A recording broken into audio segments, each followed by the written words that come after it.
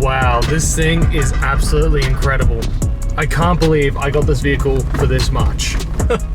Oh, this thing handles like a dream.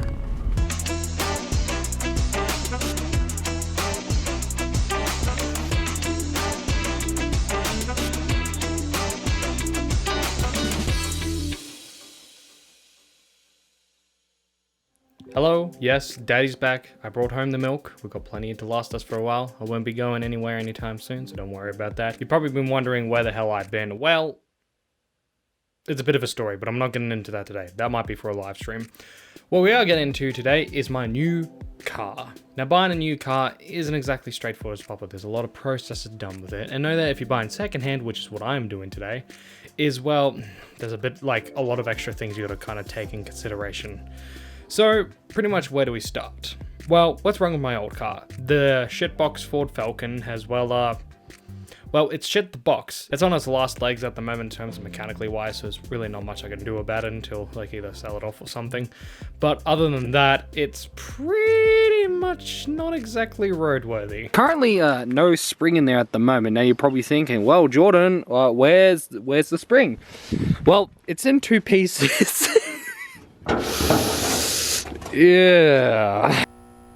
Now, I could be a responsible adult and get, you know, a decent car with decent amount of Ks, correct amount of Ks for their year, or even like less Ks for their year. That's something a bit more recent. That's newer, that's like has Bluetooth, got some other features as well. Or I can just be your run-of-the-mill P-plater and buy a 4x4. Guess which option it is. So what kind of 4x4 I drive? Well, before I actually reveal to you the rig, let's actually kind of go over the whole car market at the moment of Australia.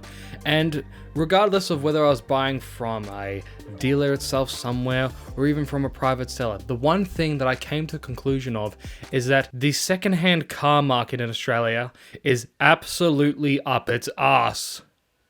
I'm not even kidding. And here's the thing, I wasn't just on one side. I went through car sales, Gumtree, Auto Trader, Facebook Marketplace, eBay Motors. I looked high and low, just about, even like service boards in like different towns as well, and different dealers around. And pretty much the one conclusion I came to is that everyone is selling a shitbox.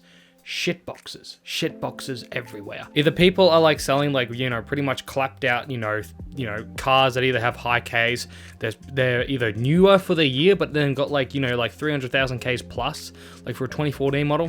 How the hell you've done that is beyond me. But other than that, you know, half the time they're not even coming with a roadworthy.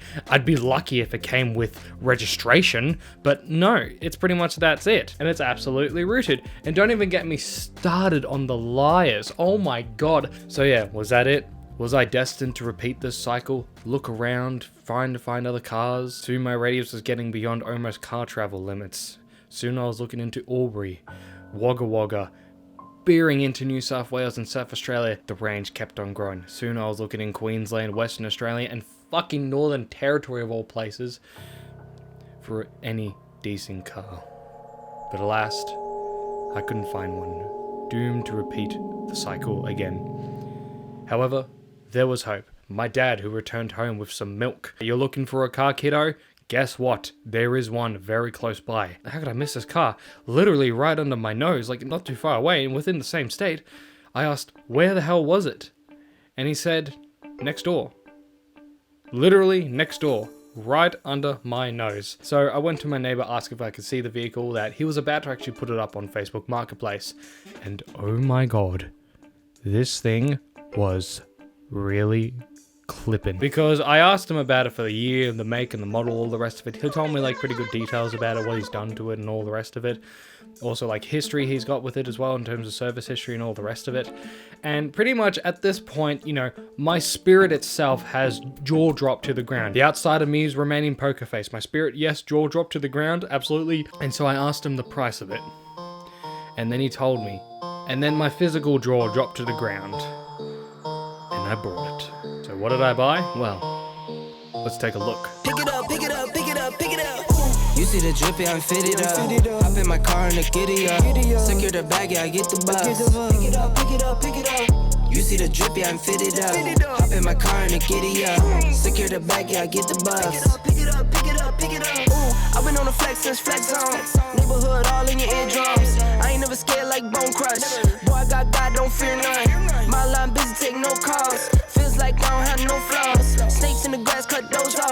That's right, I brought a 1999 105 series Toyota Land Cruiser. An absolute weapon of a rig with a few slight modifications for decent off-roading. Now before I get you into the price, I know what a few of you are asking, but Jordan, you know, like this thing, you know, being at its age, it must be like pretty old. Well, believe it or not, this thing has only done, he's only done 288,000 kilometers. Now, here's the thing, being that it's 1999, and being with that year, it's actually pretty decent for around its case. We actually divide it by, you know, what are we, 22 by this number as well, and we get a grand total of, oh is this permanent marker?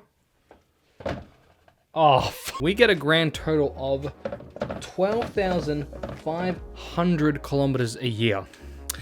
Now, here's the thing. Some people are still going to be looking at this number and be like, oh, Jordan, that's still quite a decent, you know, number for its case. However, if you actually take in consideration of how many it's done a year, it's pretty much done, you know, what it's expected, like life, you know, on the road is.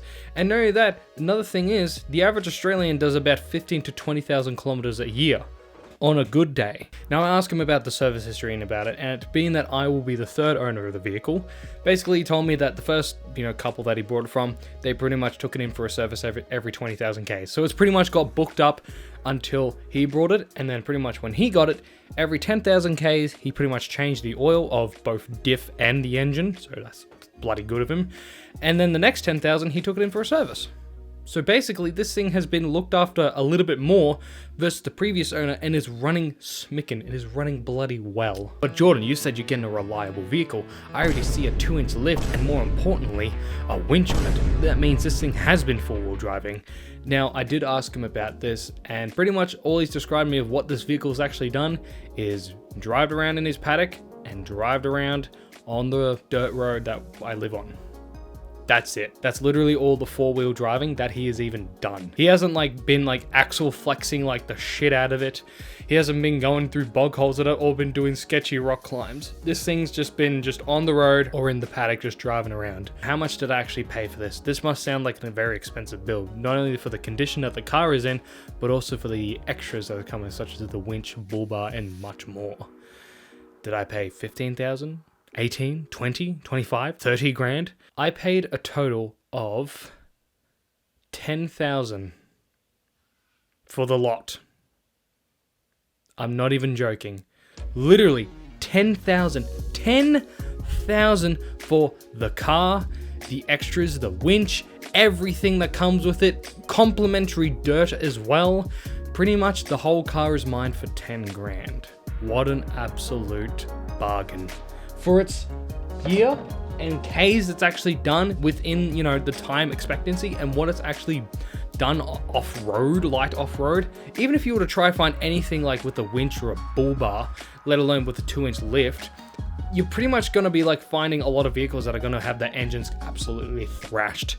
Now, she is definitely dirty, so I'll be definitely giving her a very good once over from the inside to the out, so that is definitely going to be coming up. But yeah, that is the new vehicle.